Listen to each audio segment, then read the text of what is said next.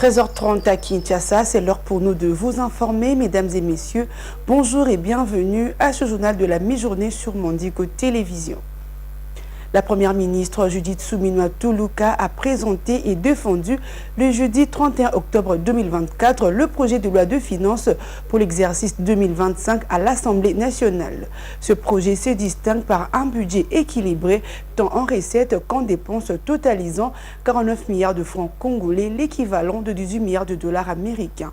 Cette somme marque une hausse significative de 21,6% par rapport à la loi de finances de 2024 qui s'élevait à 40 milliards de francs congolais, un projet de loi qui va répondre aux besoins croissants de la population, a en croire Judith Suminwa. On écoute son propos. Il est essentiel de rappeler que le programme d'action du gouvernement couvrant la période 2024-2028 est évalué à 55 413,2 milliards de francs congolais en moyenne annuelle, soit l'équivalent de 18,5 milliards de dollars américains, et repose sur les 6 piliers stratégiques qui ont pour but de créer davantage d'emplois et de protéger le pouvoir d'achat des ménages, de protéger le territoire national et assurer la sécurité des personnes et de leurs biens, d'aménager le territoire national pour optimiser la connectivité, de garantir l'accès aux services sociaux de base, de renforcer l'efficacité des services publics et de gérer de manière durable et responsable l'écosystème de la République démocratique du Congo face aux enjeux des changements climatiques. Dans le même chapitre, le projet de loi de finances pour l'exercice 2025 a été déclaré recevable par l'Assemblée nationale dans les premières heures de ce vendredi 1er novembre 2024 suite à un vote majoritaire des élus nationaux intervenus après la présentation de ce texte par la première ministre Judith Suminwa. Viningali Junior pour plus de détails. Ces projets de loi de finances présentent un budget équilibré totalisant 49 milliards de francs congolais, soit plus de 18 milliards de dollars américains, marquant une hausse impressionnante de 21,6% par rapport à l'année précédente. La chef du gouvernement a mis en avant plusieurs faits saillants du projet, notamment une augmentation de 18,2% de crédits alloués aux investissements, faisant ainsi passer leur part dans le budget général de 15,1% en 2024 à 40,4% en 2025. De plus, le secteur de la sécurité bénéficiera d'un accroissement de 25,2% de crédits visant à renforcer les capacités des forces armées et de sécurité du pays. Les secteurs de l'agriculture, de la pêche et de l'élevage ne sont pas en reste avec une augmentation de 16,4% de crédits alloués tandis que le développement rural voit une hausse de 13,7% par rapport à l'année précédente. Face aux préoccupations soulevées par les élus, Judith Suminwa a rassuré l'Assemblée sur le respect du principe budgétaire, en particulier celui de la sincérité budgétaire, tout en prenant en compte les chocs endogènes et exogènes. Elle a également abordé les recettes projetées, promettant des efforts pour élargir l'assiette fiscale, renforcer la contribution des entreprises publiques et lutter contre la fraude et la corruption. Avec ces projets de loi de finances pour l'exercice 2025, votre gouvernement a pour ambition de doter la République démocratique du Congo d'une économie capable de répondre de manière durable aux besoins sociaux de base. Cela inclut la promotion d'un système éducatif inclusif et promettant et performant, l'accès à un système de santé plus efficace ainsi qu'une amélioration de l'approvisionnement en eau et en électricité, a-t-elle souligné. En ce qui concerne la rémunération des fonctionnaires, la première ministre a promis une amélioration des salaires et la mise en œuvre d'une politique salariale pour relever ces défis avec des actions déjà en cours telles que la réduction de l'impôt professionnel sur les rémunérations. Ces projets de loi de finances sera désormais examiné par la commission ECOFIN de l'Assemblée nationale avant de revenir à la plénière pour une adoption article par article. Une fois adopté, le texte sera transmis au Sénat pour un second examen. Face aux enjeux des changements climatiques.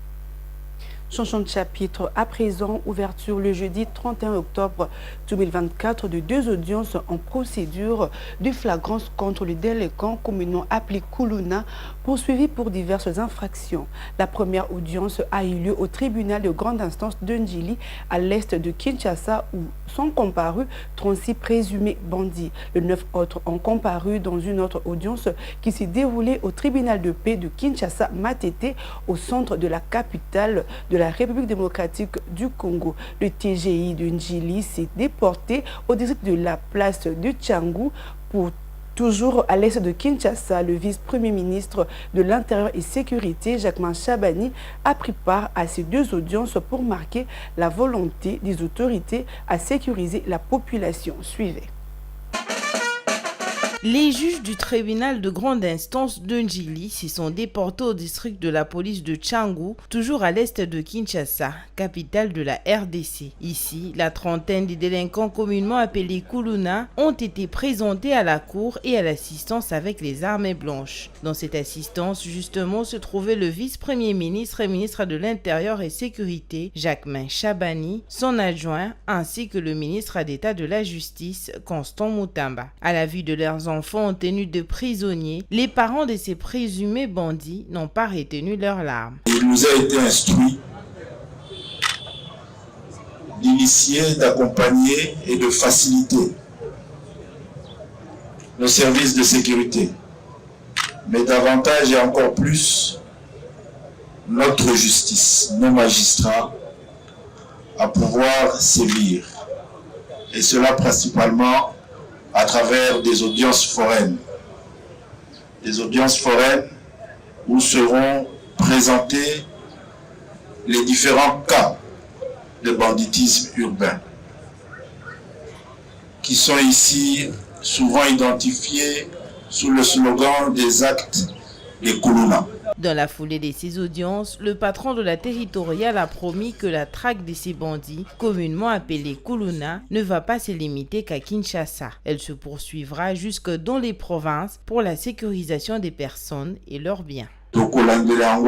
Chaque semaine, dans les différentes grandes villes, la itinérance au Tokosala, les Alingai, les maman vice-ministre de la sécurité, les Pendeko, ministre de la justice, ici quand nous sommes dans l'itinérance dans la province, pour faciliter, pour encourager les magistrats nabiso face à la audience foraine, le rôle à Oyo, pour être bas nabiso, la sanction yamibeko.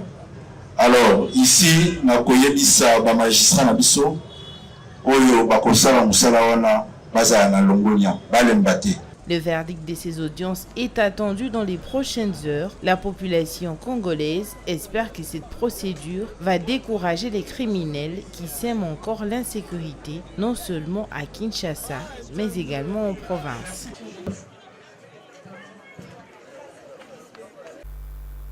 Dans le reste de l'actualité, la RDC a lancé le jeudi 31 octobre l'intégration du vaccin antipaludique R21/Matrix-M dans les calendriers vaccinal de l'enfant.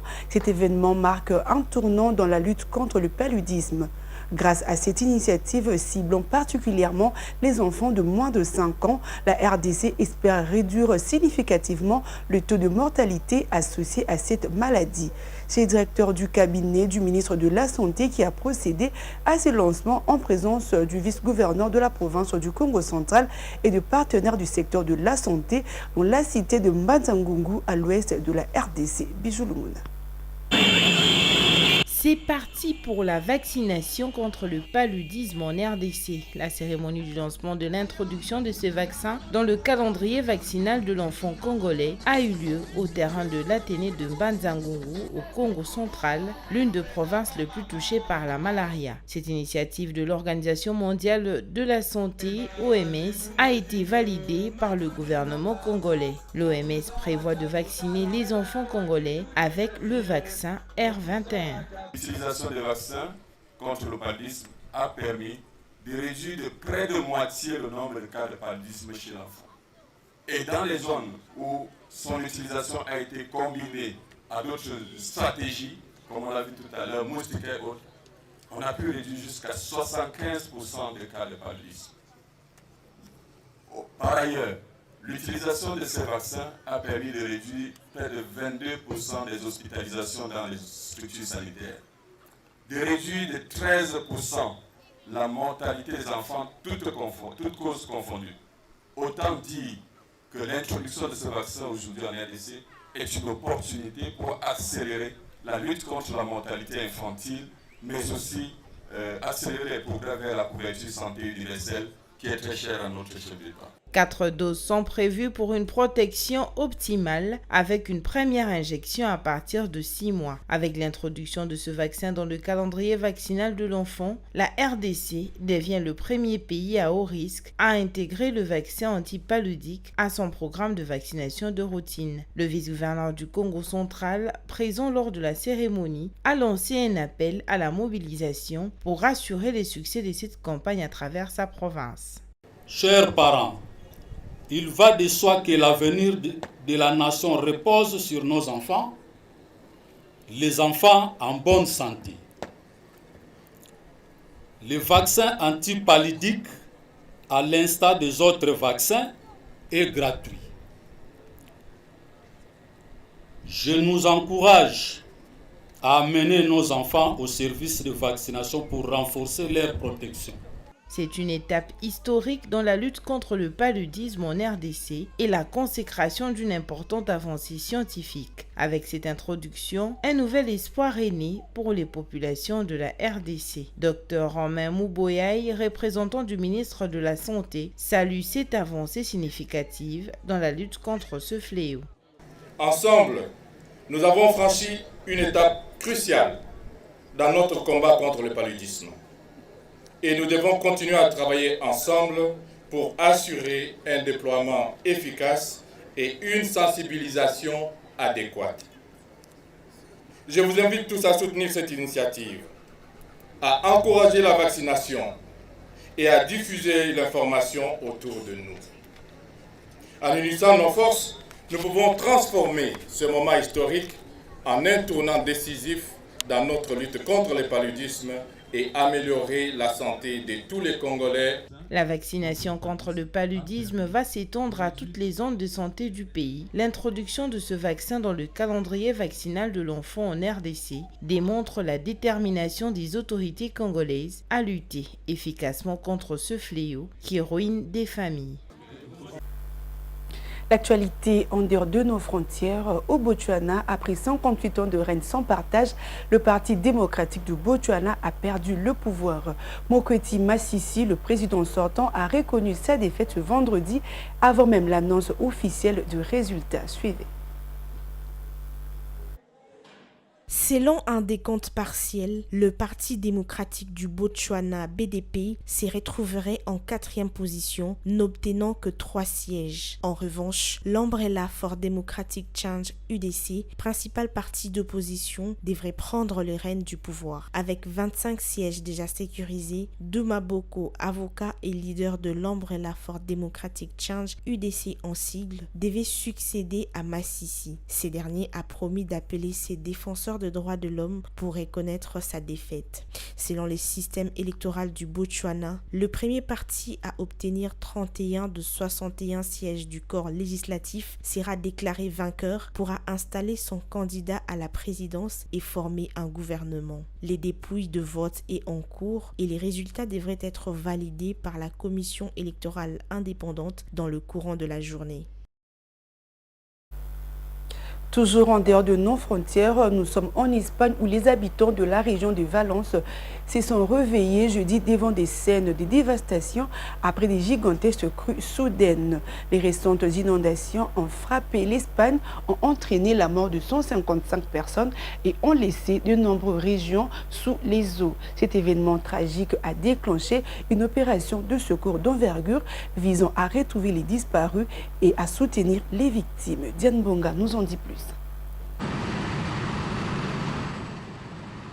Dans la région de Chiva, près de Valence, le service météorologique a relevé des cumuls de précipitations alarmants avec 491 mm de pluie tombée en seulement 8 heures. Ces chiffres sont choquants dans un pays qui connaît généralement de précipitations modérées et reflètent l'intensité des intempéries. Les inondations ont été causées par un phénomène météorologique connu sous le nom de Dana, dépression Eslada en niveau haut, qui provoque des chutes de pluie continues sur une région donnée. Bien que ces événements ne soient pas rares, celui-ci a atteint des niveaux extrêmes, exacerbés par les différences de température entre l'air frais du nord et les eaux chaudes de la Méditerranée. Face à la crise, le club de football de Valence a suspendu ses matchs pour se concentrer sur l'aide aux victimes. Son stade Mestalla a été transformé en centre d'accueil pour les sinistrés, offrant des denrées alimentaires et des produits de première nécessité. Place à présent à la revue de presse avec Diane Mbonga.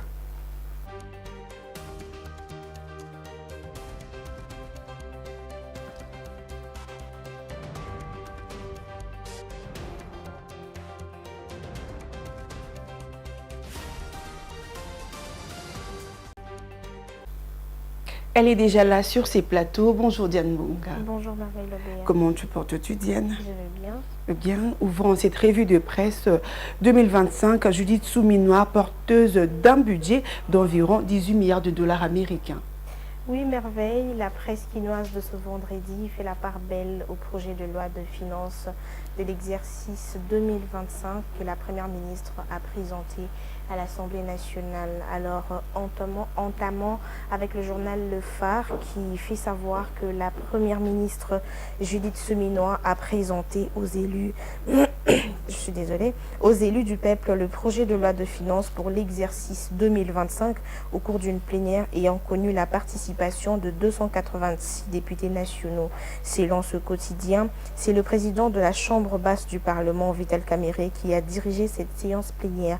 En effet, note ce portail, ces projets ambitieux qui se veut équilibré tant en recettes qu'en dépenses prévoient un budget total de 49 846,8 milliards de francs congolais, soit environ 18 milliards de dollars. Toujours dans le même chapitre, Diane Mbonga, loi de finances 2025, hausse de 18,2% de crédit d'investissement, allais-je dire, et augmentation de 25,2% du budget de la sécurité. Oui, Merveille, toujours sur le même volet, mais cette fois-ci avec Info 27 qui rapporte que ces projets de budget marquent un tournant dans la stratégie de développement de la République démocratique du Congo, en hausse de 18,2% pour les investissements par rapport à 2024, révèle ce quotidien. Ces projets de loi de finances s'alignent sur la vision présidentielle visant à renforcer les infrastructures, moderniser les services publics et stimuler la croissance. Toutefois, indique ce portail, ces projets du budget suscitent des débats au sein de l'Assemblée nationale, notamment sur la répartition régionale des ressources, les défis macroéconomiques et la transparence financière. On reste toujours à l'Assemblée nationale. Judith Souminois a présenté le projet du budget 2025 chiffré à 18 milliards de dollars américains.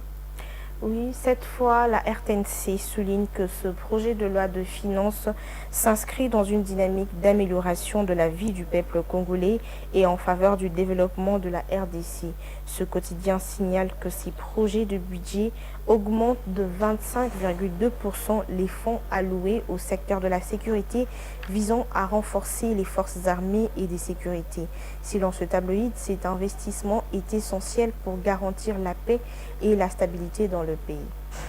République démocratique du Congo, chiffré à plus de 18 milliards de dollars américains, le projet de loi de finances 2025 déclaré recevable. Oui, Merveille, selon Zoumeko, la Première ministre a souligné le progrès réalisé en matière de gestion économique, notamment avec une inflation maîtrisée et un taux d'échange stabilisé. Cet hebdomadaire rappelle que l'atteinte de ces indicateurs économiques positifs témoigne de la détermination du gouvernement à instaurer un climat de confiance pour les investisseurs tout en assurant les bien-être des citoyens congolais. Zumeko constate que ce projet de loi de finances 2025 se veut donc porteur de réponses concrètes aux défis économiques actuels.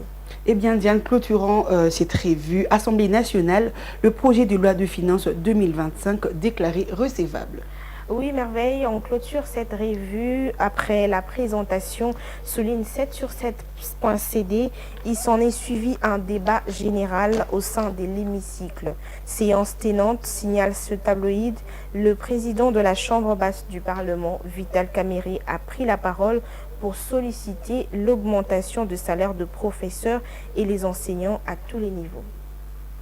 Eh bien, merci Diane Bonga pour cette revue de presse. Merci à vous, chers téléspectateurs, pour votre attention soutenue. C'est la fin de ce journal de la mi-journée. Moi, je vous dis au revoir et retrouvez à 19h Diane Bonga pour la grande édition du journal.